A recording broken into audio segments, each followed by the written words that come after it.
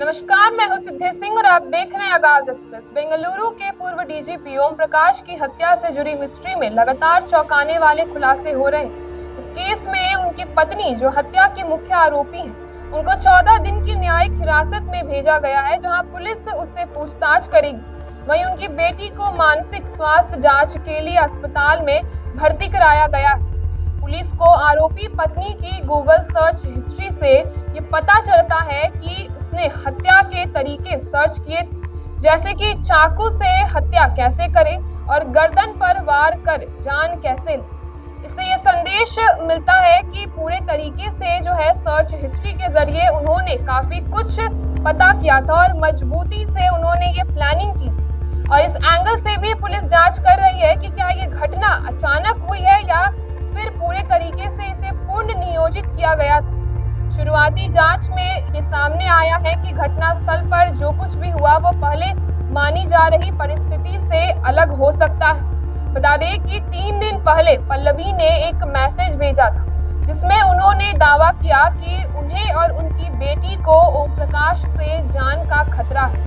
उन्होंने कहा कि वो एक बंधक की तरह जिंदगी गुजार रही हैं और जहां भी जाती हैं ओम प्रकाश के लोगों की निगरानी में ही रहती हैं। वह कई सालों से ओम प्रकाश से अलग होने की कोशिश कर रही हैं, लेकिन कोई भी समाधान नहीं निकल पा रहा था। पल्लवी ने ये तक बोला कि उन्हें जहर देने की भी साजिश की जा रही थी।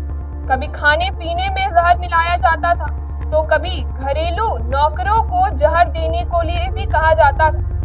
यहाँ तक कि फूड डिलीवरी एप्स जैसे कि स्विगी और जोमेटो से भी मिलावटी खाने आया करती थी और उन्हें ये तक भी शक होता था कि उन मिलावटी खाने में जहर मिलाया गया था। उन्होंने कहा कि पैसा और सत्ता किसी को भी कुछ भी करने में सक्षम बना देती है। साथ ही पल्लवी ने ओम प्रकाश पर popular front of India (PFI) का सदस्य होने का भी आरोप लगाया है और अपने करीबी लोगों को उन्होंने बताया कि अगर उनकी या फिर उनकी बेटी की मौत होती है, चाहे वो स्वाभाविक हो या फिर अचानक हो, तो इसके लिए जिम्मेदार सिर्फ और सिर्फ ओम प्रकाश ही होंगे।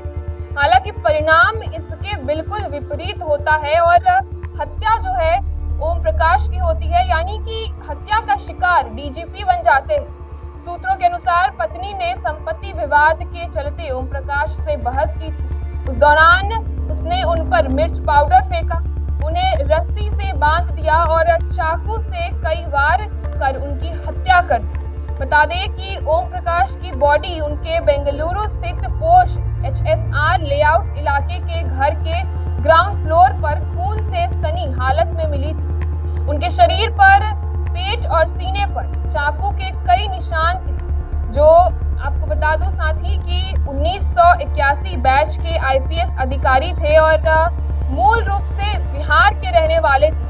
कर्नाटक के गृह मंत्री जी परमेश्वर ने भी बताया कि जांच से हत्या की असली वजह सामने आएगी। उन्होंने ये भी कहा है कि अभी हत्या के पीछे का कारण साफ नहीं हो पाया है और पुलिस हर एक एंगल से इस मामले की जांच में जुटी हुई है। हालांकि शक की सुई सीधा उनकी पत्नी पल्लवी की ओर है और उससे पूछताछ भी जारी है, जिससे उसने कई चौंकाने वाली बातें भी उजागर की है। तो ऐसे तमाम खबरों के लिए आप जुड़े रहिए हमारे साथ और देखते रहिए आगाज एक्सप्रेस।